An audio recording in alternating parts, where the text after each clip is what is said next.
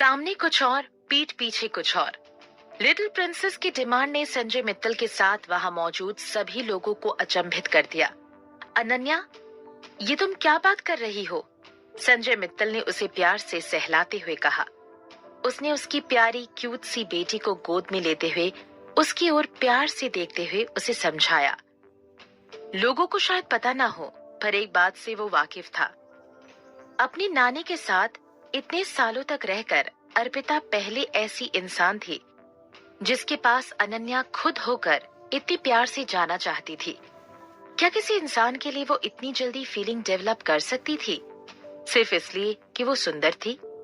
इसी ख्याल में संजय मित्तल ने अनन्या से अपनी आंखें हटाकर अपनी गहरी आंखों से अर्पिता की ओर देखा।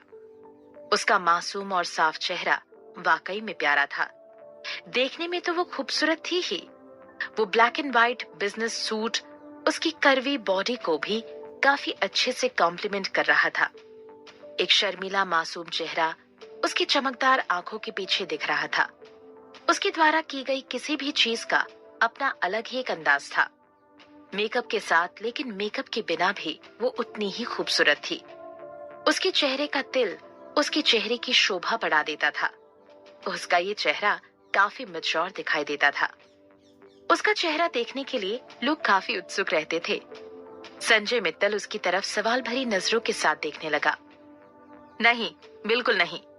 संजय मित्तल के होठों से सिर्फ यही दो शब्द बाहर निकले। डैडी, डैडी, मुझे किस चाहिए, मुझे हग भी चाहिए और मुझे वो सुंदर दीदी भी चाहिए। वो दीदी बिल्कुल परियों जैसी है।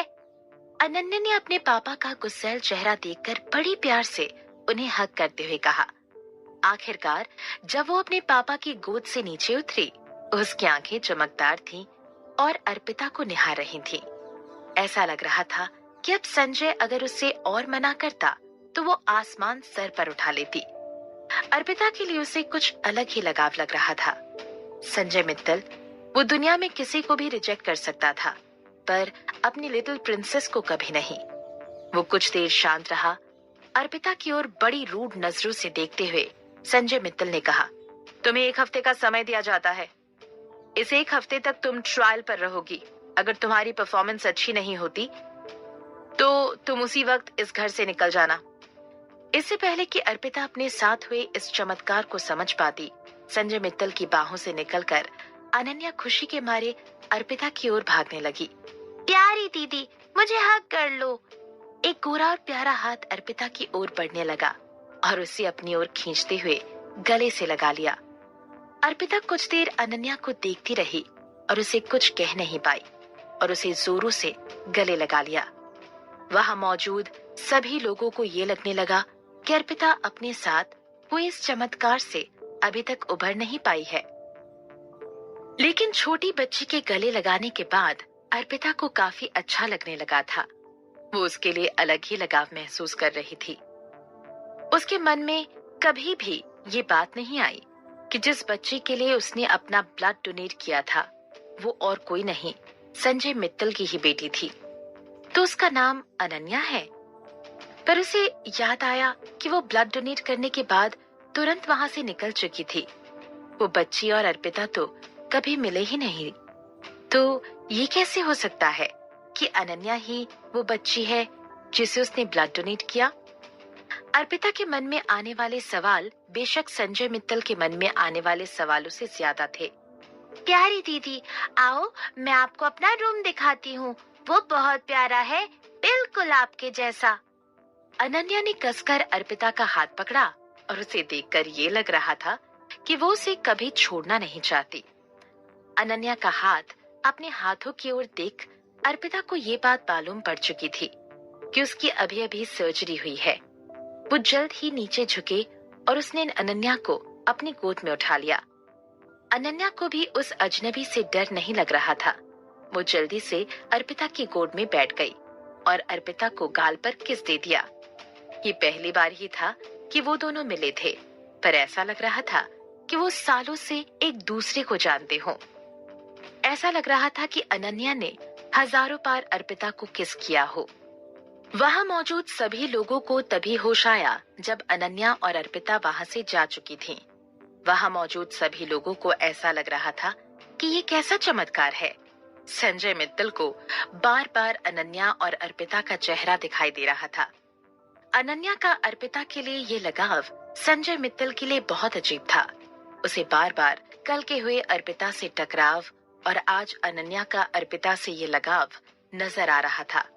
ये पहली बार था जब वो अनन्या को किसी के साथ अपने सिवाय इतना करीब होते हुए देख रहा था। अर्पिता में ऐसी क्या खास बात थी?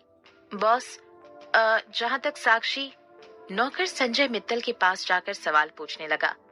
अर्पिता जैसी ही है, 1 हफ्ते के बाद हम इन दोनों में से किसी एक को चुन लेंगे। संजय मित्तल ने वहां से जाने से पहले बड़े ही रूड तरीके से कहा। रूम के अंदर धड़ाक अनन्या के बेडरूम में पहुंचकर अर्पिता दरवाजा लगाने लगी। फिर उसने अनन्या को सोफे पर बिठाया। वो बड़े प्यार से अनन्या की ओर देख रही थी। उसके साफ और मुलायम बाल ऊंची पोनीटेल में बंधे हुए थे। उसका वो सुंदर प्यारा चेहरा जरूर संजय मित्तल पर गया था। उन दोनों में बस यही डिफरेंस थी कि अनन्या बिल्कुल प्यारी थी और संजय मित्तल बड़े ही रूड इंसान थे।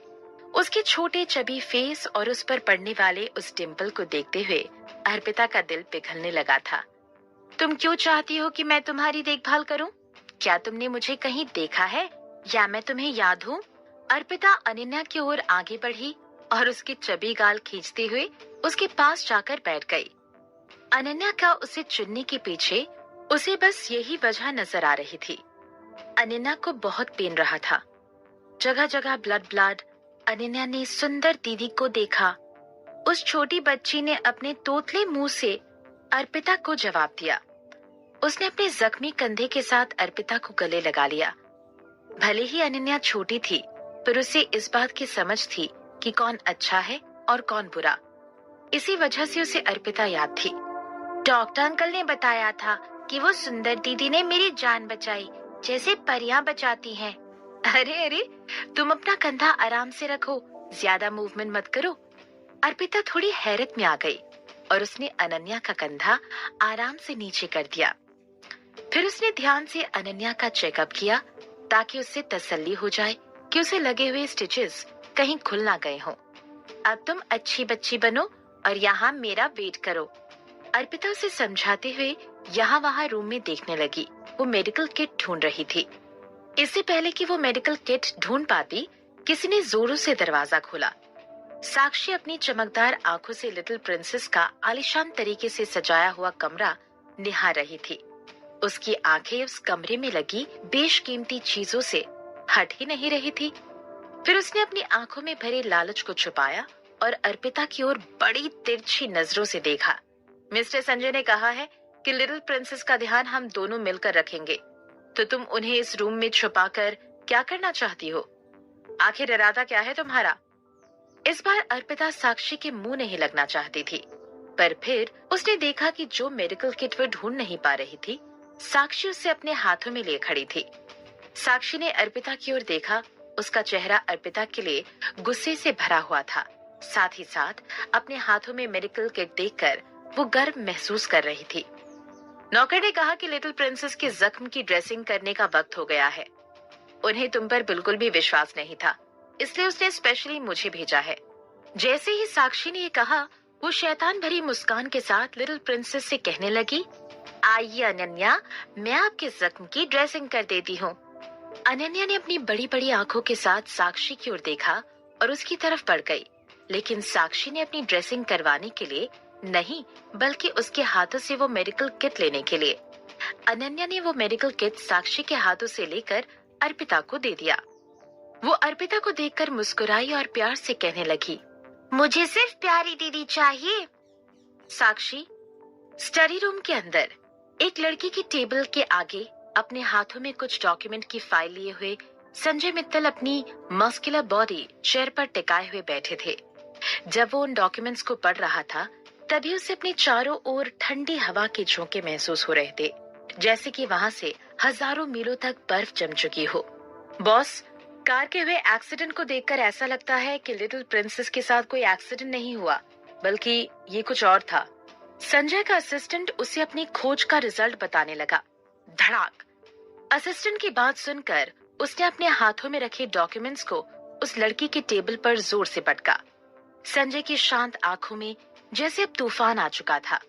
वो गुस्से में आंख बबूला हुए जा रहा था। उसने कुछ देर बाद खुद को संभाला और अपने गुस्से को काबू में किया। उसके पतले होंठ हर शब्द के साथ लंबी सांस लेते हुए कहने लगे, इस बारे में किसी को पता नहीं लगना चाहिए। साथ ही साथ इसकी इन्वेस्टिगेशन करो। मुझे पुख्ता सबूत चाहिए। जी हाँ, असिस्टेंट ने उसकी बात को समझते हुए अपना सिर हिलाते हुए कहा। असिस्टेंट ने उसके बाद संजय मित्तल के सामने और 2 डॉक्यूमेंट्स रखे। बॉस, हमने साक्षी और अर्पिता दोनों के बैकग्राउंड चेक किए। साक्षी का बैकग्राउंड बहुत ऑर्डिनरी है।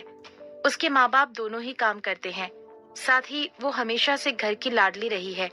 दूसरी ओर देखा जाए तो अर्पिता। असिस्टेंट आगे की बात बोलने में हिचकिचाने लगा।